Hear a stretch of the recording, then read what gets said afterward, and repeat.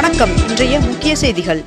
சென்னை சர்வதேச விமான நிலையம் அருகே நங்கநல்லூரில் அமையவுள்ள தமிழ்நாடு ஹஜ் இல்லத்திற்கு முதலமைச்சர் மு க ஸ்டாலின் அவர்கள் நாளை அடிக்கல் நாட்டுகிறார். முத்தமிழ் பேரவை அறக்கட்டளை சார்பில் நடைபெறும் முத்தமிழ் பேரவையின் இசை விழா மற்றும் விருது வழங்கும் விழாவில் கலைஞர்களுக்கு முதலமைச்சர் மு க ஸ்டாலின் அவர்கள் விருதுகளை வழங்கினார். புதுச்சேரியில் பெண் குழந்தைகளுக்கு வழங்கப்படும் ஊக்கத்தொகையை உயர்த்தி அரசாணை வெளியிடப்பட்டுள்ளது. ரயில் நிலையங்களில் சோலார் பேனல் மூலம் 35 மில்லியன் யூனிட் மின் உற்பத்தி நடைபெற்றதாக தெரிவிக்கப்பட்டுள்ளது. குத்தாம்பாக்கத்தில் 425 கோடி ரூபாய் செலவில் நடைபெற்று வரும் புதிய பேருந்து நிலையம் பொங்கலுக்கு பிறகு பொதுமக்கள் பயன்பாட்டிற்கு கொண்டு வரப்படும் என்று தகவல் தெரிவிக்கப்பட்டுள்ளது. காவிரிப்பட்டினம் அருகே 2000 ஆண்டுகளுக்கு முந்தைய பாறை ஓவியங்கள் கண்டெடுக்கப்பட்டுள்ளது. சென்னை அடையாறு முதல் மாமல்லபுரம் வரை மின்சார டபுள் டெக்கர் பேருந்துகள் இயக்குவதற்கான சோதனை ஓட்டம் நடைபெற்றது. 2026ஆம் ஆண்டிற்கான சட்டமன்ற தேர்தலில் அதிமுகவின் விருப்பமனு விநியோகம் இன்று தொடங்கி 23ஆம் தேதிக்குள் விருப்ப மனுக்களை பெற்று பூர்த்தி செய்து வழங்கலாம் என்று அறிவிக்கப்பட்டுள்ளது.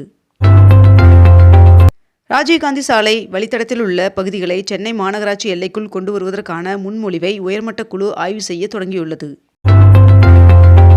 உரிமம் பெறாத செல்ல பிராணிகளுக்கு இன்று முதல் 5000 ரூபாய் அபராதம் விதிக்கப்பட உள்ளதாக மாநகராட்சி அதிகாரிகள் தகவல் தெரிவித்துள்ளனர். 3 நாட்கள் அரசுமுறை பயணமாக பிரதமர் நரேந்திர மோடி அவர்கள் டெல்லியிலிருந்து ஜோர்டான் புறப்பட்டார்.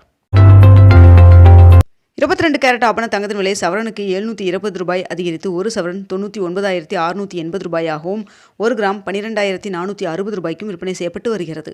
இதனைத் தொடர்ந்து 1 கிராம் வெள்ளியின் விலை கிராமிற்கு 3 ரூபாய் அதிகரித்து 1 கிராம் வெள்ளி 213 ரூபாய்க்கு விற்பனை செய்யப்பட்டு வருகிறது. நடப்பு சீசனில் சபரிமலை ஐயப்பன் சுவாமி கோவிலில் இதுவரை 25 லட்சம் பேர் தரிசனம் செய்துள்ளனர் என்று தெரிவிக்கப்பட்டுள்ளது. கடும் பனிமூட்டம் காரணமாக டெல்லியில் 40 விமானங்கள் ரத்து செய்யப்பட்டுள்ளது. ஸ்ரீஹரிகோட்டாவில் இருந்து LVM-3 ராக்கெட் மூலம் அமெரிக்க செயற்கைக்கோள் டிசம்பர் 21ஆம் தேதி விண்ணில் ஏவப்படுகிறது என்று தகவல் வெளியாகியுள்ளது. தமிழ்நாடு சட்டமன்ற தேர்தல் பாஜக பொறுப்பாளராக பியூஷ் கோயல் உள்ளிட்ட 3 ஒன்றிய அமைச்சர்கள் நியமனம் செய்யப்பட்டுள்ளனர். திருவண்ணாமலையில் உள்ள கலைஞர் திடலில் திமுக இளைஞரணி வடக்கு மண்டல நிர்வாகிகள் சந்திப்பு நிகழ்ச்சி நேற்று நடைபெற்றது. ஐயப்ப பக்தர்களின் வசதிக்காக சபரிமலை சிறப்பு ரயில்களின் எண்ணிக்கை 48ஆக அதிகரிக்கப்பட்டுள்ளதாக தெரிவிக்கப்பட்டுள்ளது.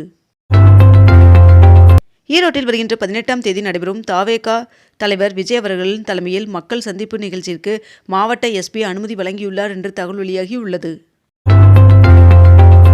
ஜனவரி மாதம் முதல் வாரத்திற்குள் மாணவர்களுக்கு மடிக்கணினி வழங்குவதற்கு திட்டமிடப்பட்டுள்ளதாக தகவல் வெளியாகியுள்ளது.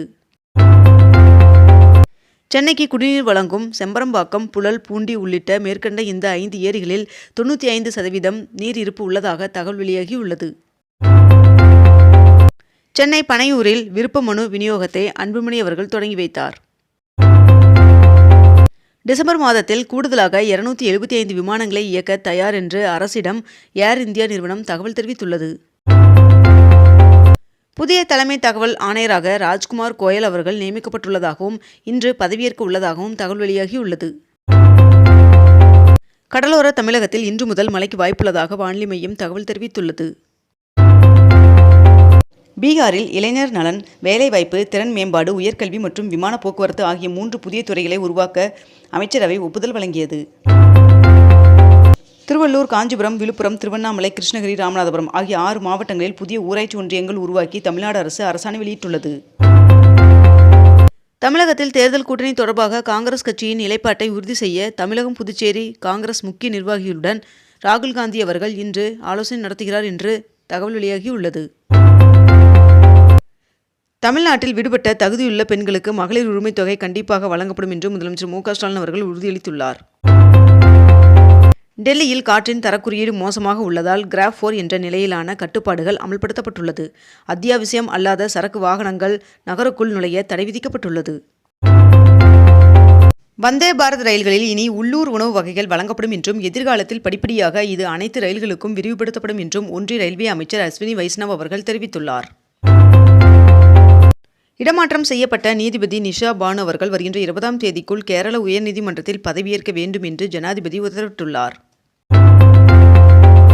சந்திரயான் 4 மற்றும் 5 திட்டங்களுக்கு ஒன்றிய அரசு ஒப்புதல் வழங்கியுள்ளது என்று இஸ்ரோ தலைவர் நாராயணன் அவர்கள் தெரிவித்துள்ளார். ரேஷன் கடைகளுக்கு 2026ஆம் ஆண்டில் 23 நாட்கள் விடுமுறை என்று அறிவிக்கப்பட்டுள்ளது. டெல்லியில் ஒன்றிய நிதியமைச்சர் நிர்மலா சீதாராமன் அவர்களுடன் பாஜக மாநில தலைவர் நயினார் நாகேந்திரன் அவர்கள் சந்தித்து பேசினார். தூத்துக்குடி மாவட்டத்தில் 2ஆம் கட்ட மகளிர் உரிமைத் தொகையானது 4042 பேருக்கு அமைச்சர்கள் கீதா ஜீவன் மற்றும் அனிதா ராதாகிருஷ்ணன் ஆகியோர் வழங்கினர். இந்திய காப்பீட்டுத் துறையில் அந்நிய நேரடி முதலீட்டை 100% உயர்த்துவதற்கான மசோதாவிற்கு மத்திய அமைச்சரவை நேற்று ஒப்புதல் வழங்கியுள்ளது. மகாத்மா காந்தி ஊரக வேலை உறுதி திட்டத்தை பூஜ்ய பாபு கிராமின் ரோஸ்கார் யோஜனா என்ற பெயர் மாற்றம் செய்ய ஒன்றிய அரசு திட்டமிட்டுள்ளது. 30வது கேரள சர்வதேச திரைப்பட விழா தொடங்கியது. அந்தமான் மற்றும் நிக்கோபார் தீவில் உள்ள பூங்காவில் விநாயக் தாமோதர் சாவர்கரின் சிலை திறக்கப்பட்டுள்ளது. மாற்றுத்திறனாளிகள் விரும்பிய தேர்வு மையத்தை தேர்ந்தெடுக்க UPSC அனுமதி வழங்கியுள்ளதாக தகவல் வெளியாகியுள்ளது. ஸ்ரீஹரிகோட்டாவிலிருந்து LVM-3 ராக்கெட் மூலம் அமெரிக்க செயற்கைக்கோள் நாளை மறுநாள் ஏவப்பட உள்ளதாக தெரிவிக்கப்பட்டுள்ளது. தமிழகத்தில் பெண்களுக்கு மாதம்தோறும் வழங்கப்படும் உரிமைத்தொகை 1000 ரூபாயிலிருந்து மேலும் உயரும் என்று முதலமைச்சர் மு.க. ஸ்டாலின் அவர்கள் தெரிவித்துள்ளார். கனமழையின் காரணமாக சேதமடைந்த சாலைகளை சீரமைக்க 13 கோடி ரூபாய் ஒதுக்கீடு செய்யப்பட்டுள்ளதாகவும் மேலும் இப்பணிகள் விரைவில் தொடங்கப்பட உள்ளதாகவும் தெரிவிக்கப்பட்டுள்ளது. 2001ஆம் ஆண்டு நாடாளுமன்ற தாக்குதலில் உயிரிழந்த பாதுகாப்பு படையினருக்கு பிரதமர் நரேந்திர மோடி ஆகியோர் அஞ்சலி செலுத்தினர்.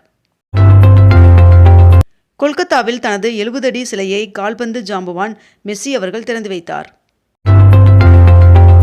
மத்திய இடைநிலை கல்வி வாரியம் 2026ஆம் ஆண்டு முதல் 10 மற்றும் 12ஆம் வகுப்பு பொதுத் தேர்வுகளில் மாணவர்களின் மன அழுத்தத்தை குறைக்கும் வகையில் பல முக்கிய மாற்றங்களை செய்துள்ளதாக தகவல் வெளியாகியுள்ளது. ஆசிய கோப்பை தொடரில் UAE அணிக்கு எதிரான போட்டியில் வைபவ் சூரியவன்சி அவர்கள் 95 பந்துகளில் 171 ரன்கள் எடுத்தார். சுபமுகூர்த்த தினமான வருகின்ற 15ஆம் தேதி சார் பதிவாளர் அலுவலகங்களில் கூடுதல் டோக்கன்கள் ஒதுக்கீடு செய்ய திட்டமிட்டுள்ளதாக தகவல் வெளியாகியுள்ளது. 2027ஆம் ஆண்டிற்குள் விண்வெளிக்கு மனிதர்களை அனுப்ப இஸ்ரோ திட்டமிட்டுள்ளது. மேலும் 2035ஆம் ஆண்டிற்குள் இந்திய விண்வெளி நிலையம் அமைக்கப்படும் என்றும் இஸ்ரோ தலைவர் நாராயணன் அவர்கள் உறுதியளித்துள்ளார். இந்திய மல்யுத்த வீராங்கனை வினேஷ் போகத் அவர்கள் மீண்டும் ஒலிம்பிக் போட்டியில் பங்கேற்க திட்டமிட்டுள்ளார் என்று தகவல் வெளியாகியுள்ளது. பெட்ரோலியத்துறை வழங்கும் ஒரே உரிமத்தின் கீழ் அனைத்து வகையான கனிம எண்ணெய் திட்டங்களையும் செயல்படுத்தும் வகையில் புதிய விதிமுறைகளை அரசிதழில் வெளியிட்டுள்ளது ஒன்றிய அரசு. இத்துடன் இன்றைய தலைப்புச் செய்திகள் நிறைவடைகின்றன. மேலும் இதுபோன்ற அண்மை தகவல்களை உடனுக்குடன் தெரிந்து கொள்ள அக்னிபூ சேனலை சப்ஸ்கிரைப் செய்து கொண்டு தொடர்ந்து இணைந்திருங்கள். நன்றி, வணக்கம்.